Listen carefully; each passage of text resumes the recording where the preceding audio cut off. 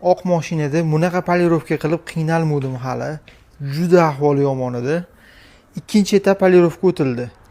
Mashina o'zi nima san deyapti, nima san deyapti. Xudo xolasa ko'ngildek qilib qo'yman erinmasdan kapot ustida shunaqa chizilib ketgandi, ustini ko'rsanglar vaydod devorardi ko'rgan odam borib. Oq mashinaga qanaqa holat bo'ldi mana. Ko'rsangiz bo'ladi, o'zi fari ham xuddi yangi taqilgandek bo'ldi, o'zi juda og'ir edi ahvoli.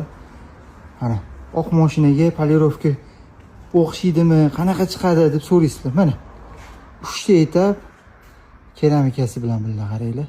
Rezultat bormi? Oq mashinaga rezultat bilinayotgan bo'lsa, bitta like sizlardan ayamaysizlar. Qo'ldan kelgancha chiroyli qilib bitta topshirdik shu mashinani.